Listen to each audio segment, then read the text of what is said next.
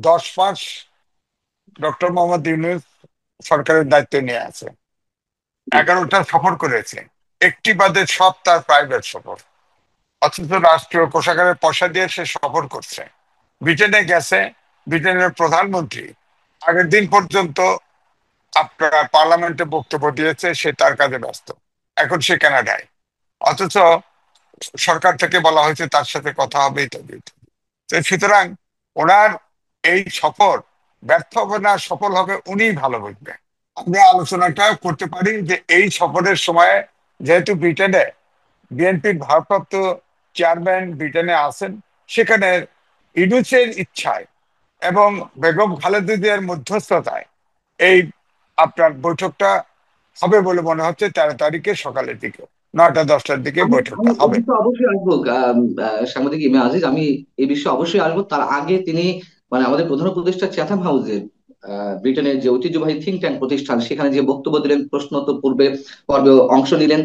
সেখানে তিনি যে বক্তব্যগুলো দিয়েছেন, আমি সব বিষয় টাচ করতে চাই না, কিন্তু এরই মধ্যে সমালোচনা হচ্ছে দুটি বিষয়কে কেন্দ্র করে। একটি হচ্ছে তিনি বলেছেন যে আহ দেশের জনগণ টাকা খেয়ে ভোট দেয়, তারা ভোটের উদ্দেশ্য বোঝে না।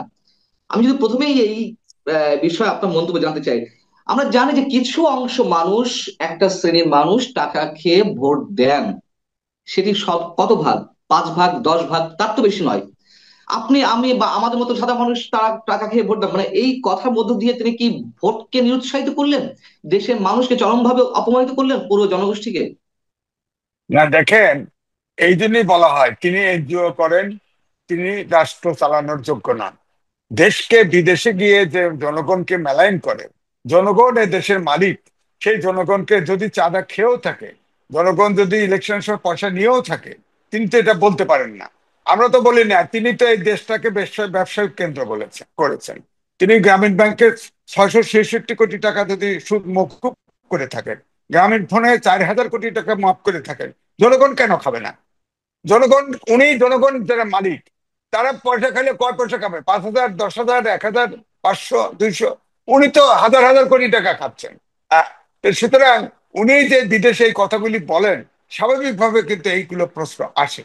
তিনি ইতিমধ্যে তার যতগুলো বেনিফিট নিয়েছেন এবং যেভাবে সরকারে এসেছেন, সব নিয়ে প্রশ্ন আছে, সব নিয়ে প্রশ্ন আছে। আপনি ধরেন, আমি যদি বলি যে তিনি যে সরকারের দায়িত্ব নিলেন, তিনি তো দণ্ডিত ছিলেন, তার বিরুদ্ধে তো দুর্নীতি মামলা ছিল। তিনি নৈতিক কারণে এবং আইনগতভাবে তিনি কি সরকার প্রধান হতে পারেন? তিনি তো হয়েছেন। তিনি সরকারে বসে নির্বাহী আদেশে তার মামলা তুলে নিয়েছেন। এটা হয় বলেন? তো জনগণ তার জনগণ ঘুষ খাবে না কেন? তিনি তো এই যে ঘুষ খাইছেন, তিনি তো এটা করবেন। আর তারপরে তিনি যখন সরকারে আসলেন, দায়িত্ব নিলেন, তখন এই 5 তারিখের গণ অভ্যুত্থানে সব দল একমাত্র আওয়ামী লীগ ছাড়া সবাই, জনগণ সবাই সমর্থন দিয়েছে। অথচ নিজে বিভিন্ন ভাবে তার বলয় তৈরি করার জন্য এই যে জুলাই গণ আন্দোলনের যে যারা সব দল মত একসাথে ছিল, এটাকে বিভক্ত করেছে, তিনি বিভক্ত করেছেন। এখন আপনি দেখেন, এনসিপি, আপনার ইসলামিক আন্দোলন বাংলাদেশ এবং জামাত ইসলাম এক সুরে কথা বলে, আর বাকিরা এক সুরে কথা বলে। দেশটাকে দুই ভাগ করে ফেলছে না? তার যেটা হয়েছে, তিনি আমার আরো প্রথমে, একটা প্রশ্ন। জি, জি, হ্যাঁ, বলুন। তিনি প্রথমে প্রথমে ইউটিউব সার্চ দিলেই পাবেন।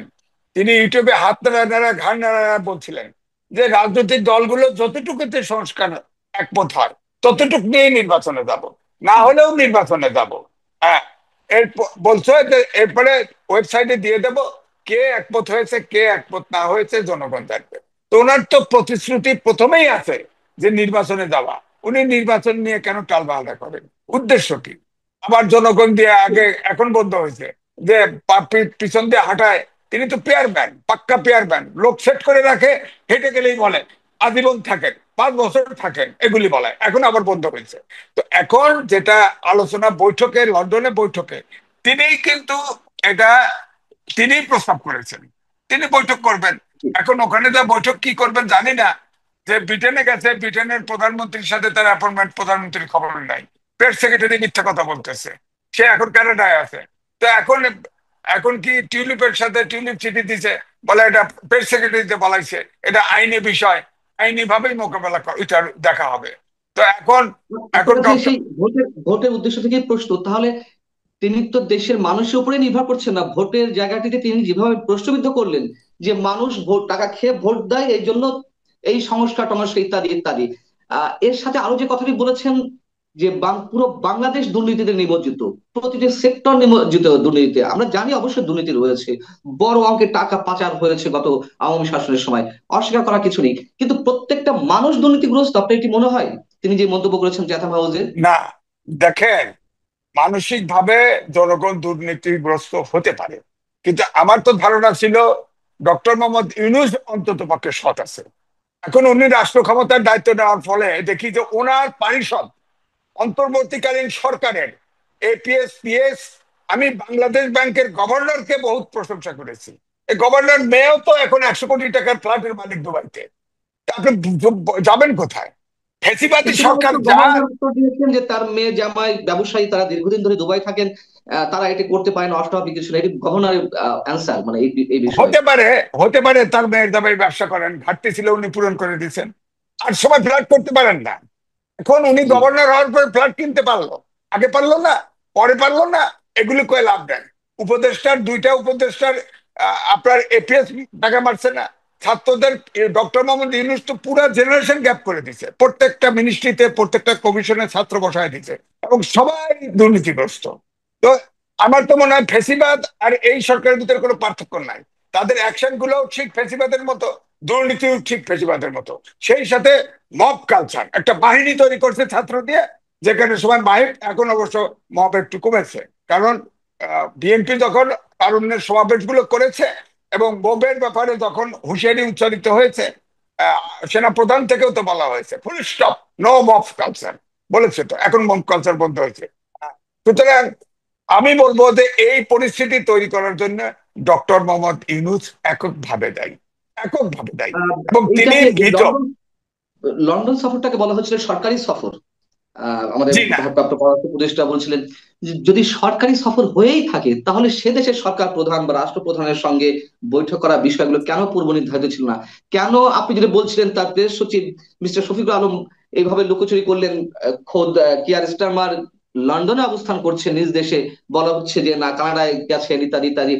কেন এই ধরনের কথাবার্তা? এবং যেখানে আন্তর্জাতিক গণমাধ্যম ফিনান্সিয়াল টাইমস কে আমাদের প্রধান উপদেষ্টা নিজে জানিয়েছেন যে কিয়ার স্টারমার তাকে সময় দিচ্ছেন বা বা তার সঙ্গে দেখা করতে চান না, কি কারণে এই সব বিষয়গুলো ঘটছে? দেখেন, তিনি যে পুরস্কারটা নিতে গেছেন, এও শোনা গেছে সেই পুরস্কারের লিস্টে ওনার নাম নাই। আমার কাছে প্রমাণ নাই, তাই আমি বলছি না, বলতে চাচ্ছি না। না, প্রমাণ আছে, প্রমাণ ওনাকে, আছে, আমার কাছেও আছে। না, আমি হ্যাঁ, বলি, যে যেই যেই নমিনেশন পেপার কিংস ফাউন্ডেশনের, সেই নমিনেটেড পার্সনদের মধ্যে তার নাম নেই। এটা সত্য কথা, আপনার কাছে না থাকলে আমি পাঠিয়ে দেবো। হ্যাঁ, ঠিক আছে, এই জন্যই আমি বলছি এটা একদম নিছক আমার ধারণা। তিনি বিএনপির ভারপ্রাপ্ত চেয়ারম্যান তারেক রহমানের সাথে তার বৈঠক হওয়াটাই মুখ্য। এর সাথে উনি এই প্লেন ভাড়া পাওয়ার জন্য, ফ্রি পাওয়ার জন্য, ওই যে দেখেন না, নোবেল প্রাইজের সুদও মওকুফ করে দিছে। এত ছোট লোক, বলেন আপনি কয় টাকা ট্যাক্স দিতে হয় বলেন, উনি ওটাও মাফ করে দিছে। গ্রামীণ ব্যাংক শুধু না, তারপরে ইউনুস বিশ্ববিদ্যালয়, Yunus trust, man power export, কত কিছুই না নিছে। তো উনি তো দেশটাকে ব্যবসায়ী, ওনাকে তো বেরোতে হবে। ওনাকে, যে সরকার সামনে নির্বাচনে ক্ষমতায় আসে, তার কাছে যদি তার অ্যাকশন গুলোর উপরে যদি ইন্ডিপেন্ডেন্ট না নিতে পারে, সে তো ফার্স্ট নেই। অপরাধটা সে কম করে নাই, সে বুঝে করুক অবুঝে করুক, সে কিন্তু অপরাধ অনেক করে ফেলছে, এবং এই তার সরকার আপাত মস্তক অবৈধ। সুতরাং তার যে যতগুলো বেনিফিট, যত অ্যাকশন, কেউ তো এক সময় না এক সময় তাকে তো কাঠগড়ায় উঠতে হবে। সুতরাং আমার মনে হয় এখন যে পরিস্থিতি, সারা দেশ উনি জিম্মি করে ফেলছে। এখন একটা অপশন হয়েছে তারেক রহমানের সাথে আলোচনা করা, বড় পার্টি। এখন দেখেন এনসিপি, জামাত ইসলাম এবং ইসলামিক ঐক্যজোট বাংলাদেশ ছাড়া আর সবাই নির্বাচন চায়। নির্বাচনটা দিয়ে উনি আমার মনে হয় সম্মানটা রক্ষা করে বিদায় নিক। সেখানে তারেক রহমানের সাথে তিনি হয়তো ভবিষ্যৎ প্রধানমন্ত্রী হবেন, তার সাথে আলোচনা করুন, অন্তত পক্ষে তাকে যাতে আবার বন্দি করা না হয়। কারণ এমনি জেল থেকে একবার দণ্ডিত থেকে সরকার গ্রহণ করছে, আবার সেই কারণেই এই অবৈধ জায়গায় তাকে যেন ধরা হয় না। আপনি খেয়াল করে দেখেন, এই আলোচনার আগে অ্যাপিলেট ডিভিশনে তারেক রহমানের একটা কেস অ্যাকসেপ্ট করাইছিল থ্রেট করার জি। জন্য। কি শয়তানি লোক, চিন্তা করছেন? তার তো আপোষ করার পর সে আসলে ক্ষমতা আঁকড়ে ধরে থাকতে চেয়েছে। এখন দেশটার অবস্থা এমন করে ফেলছে, বিশ্ব ব্যাংক বলেছে 3.3, আজকেও পত্রিকায় দেখলাম 3.3% জিডিপি গ্রোথ। বাংলাদেশের ইতিহাসে নেন, বাংলাদেশের 6.5 থেকে 7 থাকে, এবং 26 সালে আবার উন্নয়নশীল দেশে যাচ্ছে। জিএসপি সুবিধা পাবেন না, লোনের ইন্টারেস্ট বেশি হবে, এবং কোনো ব্যবসা নাই, বিনিয়োগ নাই। এই দেশটা 26 সালে আপনি দেখবেন দুর্ভিক্ষে যাবে। এবং যে সরকারি ইলেকশন করুক না কেন, তার এই দেশ চালানো কঠিন হবে। তিনি এই রিস্ক নিয়েও সরকার ছাড়তে চায় না, সরকার ছাড়তে চাচ্ছেন। ওনার গদিন লোভ এত। যেমন বাংলা গ্রামীণ ফোনের আপনি দেখেন না, আইন ছিল 60 বছরে রিটায়ার করবে, উনি ওটা কোনোভাবেই ছাড়তে রাজি না। তিনি আসলে পলিটিক্সে পাওয়া বোঝে না, লোভে পড়ে তিনি তার জেল থেকে বাঁচার জন্য এবং দেশ থেকে কিছু লুটপাট করার জন্য তিনি সরকার গঠন করছে, তিনি দেশ পলিটিক্সের চালানোর প জন্য করেন না। না বুঝলে, পলিটিক্সের না বুঝলে এতগুলো রাজনৈতিক দল, এত বিশাল জনগোষ্ঠীকে কিভাবে তিনি আহ এইভাবে আহ যে কোনো প্রক্রিয়ায় এখনো পর্যন্ত তিনি ক্ষমতা ধরে রেখেছেন, পুরো না, মানুষ জনগোষ্ঠীকে ইয়ে বুঝিয়ে। আমি আমি বলি যে আমাদের দেশে বলা হয় ফাটাবাসের চিপায়, খারাপটা বললাম না। রাজনৈতিক দলগুলো ফাটাবাসের চিপায় পড়ছে। চিপায় পড়ছে মানে একে একদিন রাস্তা নামলে সরকার আউট হয়ে যাবে, কিন্তু রাজনৈতিক শূন্য থাকবে না। যদি তৃতীয় পক্ষ আসে তাহলে তো রাজনীতির ভাগা শেষ। বুঝলেন, তাকে ছুঁতেও পারতেছে না, ধরতেও পারতেছে না, এই জায়গায় আছে। সুতরাং এই জন্যই তার সাথে আপোষ করার দরকার, করতে চাচ্ছে। কারণ তাকে ফাইনালি যদি এই ব্রিটেনের বৈঠক ফেল করে, তাকে খুব অপমান অপদস্থ হয়ে বাংলাদেশ থেকে বেরিয়ে যেতে হবে। আপনি ফেল করা দেখবেন। বলতে, ফেল করা বলতে মানে আমি একটু ক্লারিফাই হতে মানে করার প্রয়োজন রয়েছে বোধহয় এখানে। সেটা হচ্ছে যে 13 তারিখে তারেক রহমানের সঙ্গে তার বৈঠক রয়েছে। আপনার কি মনে হয় যে ওই বৈঠকটি ফেল করবে, আপনার কি মনে হচ্ছে, নাকি সফলতা আসতে পারে, বা আপোষ কোনটা? না, সম্ভাবনা আছে, ফেল করারও সম্ভাবনা আছে, পাশ করারও আচ্ছা। সম্ভাবনা, এটা তো বলা মুশকিল। কারণ ডক্টর আচ্ছা। ইউনূসকে স্টাডি করা খুব মুশকিল। আপনি দেখেন সে কয়েকটা ইন্টারভিউ কয়েকটা কথা বলছে, তো টেস্ট বাড়ি বাইরে কথা বলছে, সোজা সাপটা না। গেছে চাপচ করতে, কথা বললেই তো হয়। স্টেটমেন্ট তিনি হন যে আমি আসছি মেজর দলের প্রধানের সাথে কথা বলতে আসছি, আমারও কিছু বক্তব্য আছে, তারও কিছু বক্তব্য আছে, আমরা সমঝোতা করার চেষ্টা করব। এই কথা নিয়েই তো আলোচনা হওয়া উচিত। উনি কিন্তু পেশ মারতেছে। উনি সবসময় বলতে সব দলের ঐক্যমতের ভিত্তিতে জুলাই চার্টার শেষ করে ঘোষণা দিয়ে সেই অনুযায়ী নির্বাচন দেবো। তো ওনার কি নিয়োগ প্যাসের কথা না এটা? বলেন, প্যাসের কথা না, আবার এনসিপি দিয়ে বলা হয়ে ফেলছে ইতিমধ্যে। হুম। আগে বলেছে যে সিদ্ধান্তই হয় তারা একমত হবে, এখন ওর প্যাস লাগাই দিছে যে না, জুলাই চার্টার হওয়ার পরে সেই অনুযায়ী নির্বাচন হবে। এটা কি? তার মানে তো প্যাস লাগতে পারে, বোঝাই যাচ্ছে। অথচ তার উপদেষ্টা পরিষদের এক অংশ নির্বাচন চায় ফেব্রুয়ারিতে, এক অংশতে। বেগম খালেদা জিয়াও ফেব্রুয়ারিতে নির্বাচন চায়, অর্থাৎ পিছাইতে চায়, বিএনপির পিছাইতে চায়, সোজা কথা। ইউনূসকে আগাইতে হবে। ফেব্রুয়ারির পরে তো নির্বাচন নেওয়া সম্ভব না, কারণ এরপরে এসএসসি পরীক্ষা, এইচএসসি পরীক্ষা, তারপরে জি। বন্যা, তারপর বৃষ্টি, ঝড় বৃষ্টি ইত্যাদি। সুতরাং তাকে হয় ফেব্রুয়ারিতে এগ্রি করতে হবে, আর না হলে তাহলে এই দেশ থেকে তাকে পালাইতে হবে। এর ছাড়া কোনো আপনার কি অপশন তার জন্য খোলা নাই। আপনার কি মনে হয় যে দেশের এই মুহূর্তে সবচেয়ে বড় রাজনৈতিক দল হিসেবে বিএনপি কোনো বিভ্রান্তির মধ্যে রয়েছে, বা তারা নিজেদের সঠিক সিদ্ধান্তটি নিতে সিদ্ধান্তহীনতায় ভুগছে কোনো এক অজানা আতঙ্ক, অজানা আশঙ্কার জায়গা থেকে? না, আমার কাছে মনে হয় তা না। এটা আমি যেটা আগেই বললাম, যে একটা রাজনীতিবিদ, রাজনৈতিক শূন্যতা তৈরি হলে কিন্তু রাজনৈতিক শূন্যতা থাকে না, তৃতীয় পক্ষ সেই শূন্য পূরণ করে। জি। বিএনপি এখন আওয়ামী লীগের পরে বৃহৎ দল, নির্বাচন হলেই তারা সরকার গঠন করবে। এই মুহূর্তে তারা এই রিস্ক নিতে চায় না। কিন্তু ডক্টর মোহাম্মদ ইউনূসের সাথে এবারে বেগম খালেদা জিয়া এটার সাথে কিন্তু মেডিয়েটর হিসেবে আছেন। তিনিই বলে দিচ্ছেন যে ইউনূস সাহেবকে সহযোগিতা করে নির্বাচন করা দরকার। সুতরাং আমার ধারণা এই আলোচনা ফেল করলে ইউনূস সাহেবের বিরুদ্ধে এই সেই অপোজিশন বানিয়েছে বিএনপিকে, এবং বিএনপি আন্দোলনে নামবে। আমার বক্তব্য হচ্ছে যে তার পক্ষে, সে তো ফেল করছে, সে তো ফেল করছে। আপনি বলেন, আমি নামে নির্বাচনে আওয়ামী লীগের 3টি কিংস পার্টি করেছিল, বড় বড় নেতা দিয়ে 300 সিটের হুম, হুম। ইলেকশন করাইছে, একটারও জামানত থাকে নাই। এবং এনসিপি যেভাবে বিতর্কিত হয়ে গেছে নেতারা, আপনি চিন্তা করেন 52 থেকে 2024 পর্যন্ত সব আন্দোলনের নেতৃত্ব দিচ্ছে ছাত্ররা। কোন আন্দোলনের ছাত্ররা সরকারের অংশ হুম, হুম। নেয় নাই, এবং এত বিতর্কিত হয় নাই। এটা কিন্তু আস্তে আস্তে ছোট হয়ে যাচ্ছে। এবং উনি যে নির্বাচন পিছাতে চাচ্ছে, উনি যত পিছাবে তত এটা ছোট হয়ে যাবে। আর জামাত ইসলাম খেলে বেলা গোল করতে পারেন। উনি জামাত ইসলাম দুইবার নিরপেক্ষ নির্বাচন করছে, একবার একটা সিট পাইছে আর একবার তিনটা সিট পাইছে। এবার না হলে মুক্ত মাঠ পেয়েছে, হয়তো চেষ্টা করে যাচ্ছে, কিন্তু 10টার বেশি আসন পাওয়ার কোনো সম্ভাবনা নাই।